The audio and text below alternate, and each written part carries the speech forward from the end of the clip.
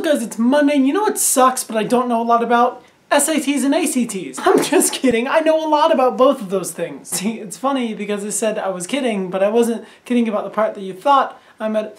You'll get it, you'll catch on. After my AP Environmental Science video went totally viral, everyone kind of wants to know school advice from me, like make another AP guide or make another thing about school, but I don't like that. It's not fun. I didn't enjoy making that AP Environmental Science video. It took forever and I hated like all of it except for the outcome of it. I love the outcome of it, but now people are asking me to make SAT and ACT guides, which I can totally do because I am mildly okay at them. I have medium scores. Haha. I got a 1360 super scored on the SAT and a 29 on the ACT, so I know what I'm doing. So I reached out to some of my friends and former teachers, and I'm gonna give you the best tips I've got to get the best scores on both of those exams. Some of these apply to both exams and most standardized tests, but others are very specific to each exam, and I'll specify when I tell those. So the first thing you've got to know about both of these exams is neither of them take away points for getting an answer wrong, which means you should never have an answer unbubbled. If you don't bubble in an answer, you're just giving away points. Sure, you might be guessing, but you need to fill it in! So if you need to guess, then guess. But you can guess in a very educated and thoughtful way. So here's how you do it. You pick a letter between A, B, or C. You can pick anything there, anything in between, but don't pick D, because D, and at least in my experience, has a bigger chance of being wrong than the other three letters. Okay, so you've got your letter picked out. It's A, B, or C, or something in between those, I guess. Now for everything you need to guess, you use the same letter every single time. There are no exceptions. This is for when you have no idea what the answer is. You have zero idea what the answer is, you're gonna pick your letter of the day. This saves time because you're not thinking about the question. You can just move on to the next question because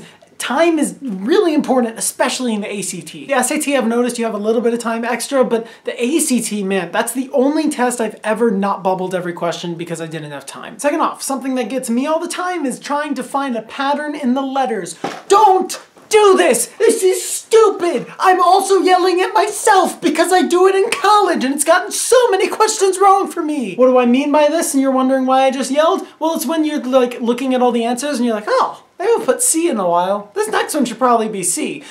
It's so stupid! It's so dumb! Best way I've discovered to prevent yourself from doing this is to not bubble until the end of the exam. There are two good reasons for this. One, for what I already said, you can't see the patterns on the Scantron because it's not on the Scantron. And two, because it uses a different part of your brain to think analytically about a question than it does to bubble a question. So if you keep bubbling and then answering a question, then your brain is working too hard. If you just answer them all at once and then bubble them all at once, you're saving time because you're not flipping through all your papers and you're saving your brain some valuable energy. If you have time, also do simple math on your calculator because I have an AP Physics test where I did the entire question right, but at the very end I said that 8 plus 4 equals 16, and if you're smart, you know that 8 plus 4 does not in fact equal 16. Another tip some of my friends have and I would sometimes do is in reading sections, before reading the passage, read the questions first to see what you're looking for in the passage, and then you can just answer quickly instead of just going back to the passage every time. Also, if reading the questions before passages doesn't work for you, then just skim the reading sessions instead of reading them. Just skim it and make little notes where you think things will be important. You'll start to learn what's important after you take the exam more times than one, and that way you know what you're kind of looking for before you even know what to look for. I personally never studied for the exams. I would just like kind of go in and do my best, but a lot of people studied from prep books and those can be extremely helpful if you're someone that likes those. I never got any benefit from those things, so I just never did it. You just kind of have to know yourself at this point. Another piece of advice that's hard, so you're probably not following it, but it's totally true and totally works, is take the exam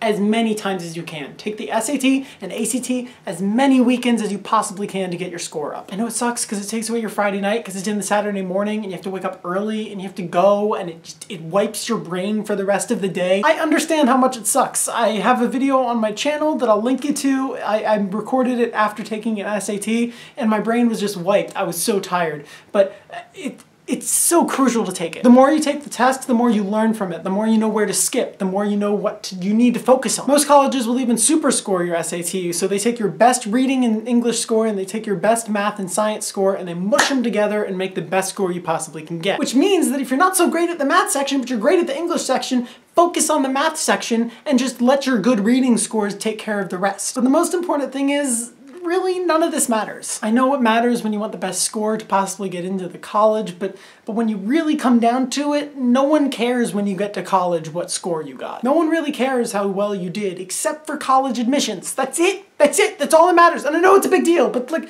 I'm trying to make a point here. Also, don't forget a calculator. I did that once and I got a really low score. So don't do that. I hope that all works for you. I hope you have a great week. If you have any more questions, leave them below and I or some of my friends would be happy to help you out. And yeah, see you next week. See you next week.